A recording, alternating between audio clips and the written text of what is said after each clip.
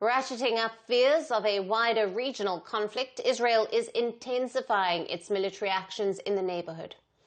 Along with its ongoing offensive in Gaza, Israel is stepping up airstrikes in both Lebanon and Syria, raising concerns of a wider regional conflict. In Lebanon, the situation has become increasingly volatile. According to Lebanon's health ministry, Israel launched fresh strikes in southern Lebanon on Monday, claiming the target of these strikes is Hezbollah. Israel has conducted regular strikes in Lebanon since a ceasefire on the 27th of November ended more than a year of war with Hezbollah, claiming that its actions are to enforce the deal instead. Now, Israeli strikes also hit Lebanon's capital, Beirut. Last week, an Israeli strike killed at least 4 people in the Lebanese capital. Israel said it targeted a Hezbollah member who had worked with Hamas.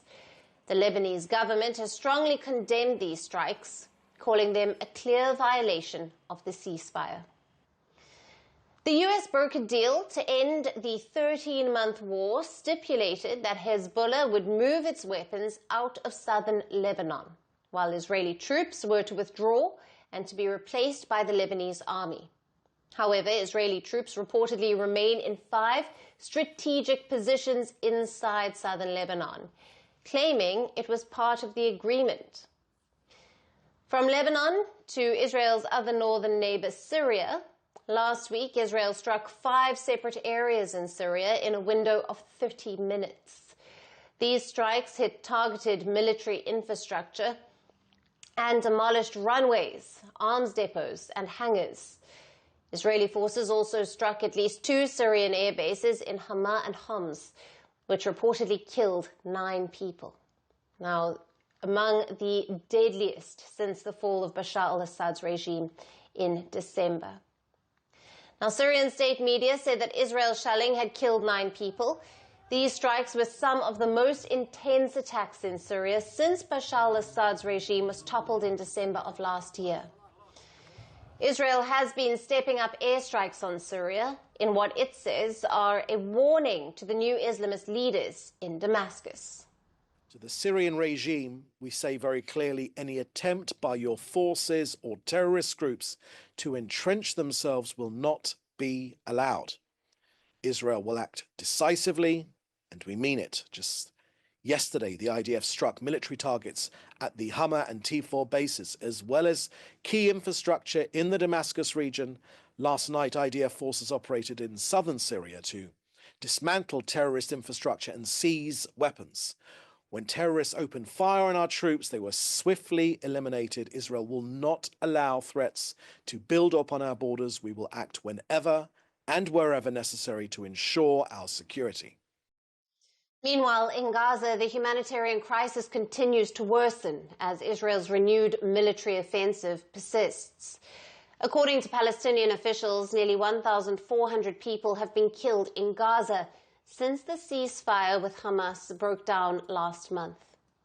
On Monday, an Israeli strike hit a tent used by journalists near Nasser Hospital, killing 10 people and wounding dozens more.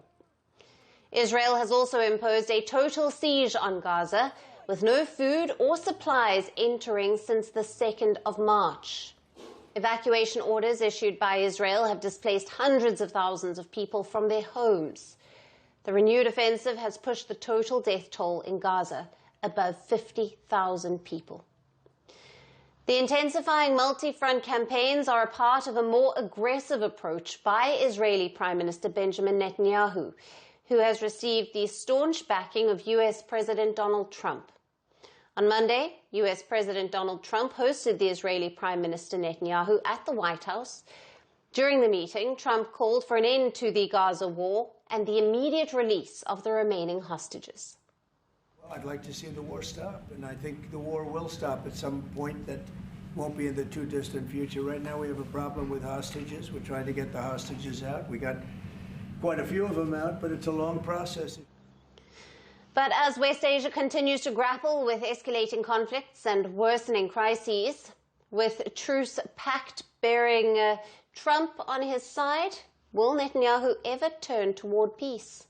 Greeting you with aloha and namaste. I love India. Presence, occupation of a territory by another country pertains to India, what we saw in Kashmir. How do you see Trump's America? Yes, the current administration behaves differently from the previous administration.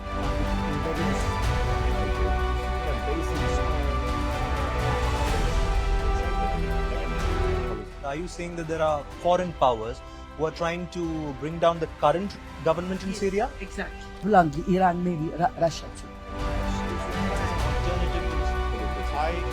Prime Minister Modi committed to South-South, cooperation.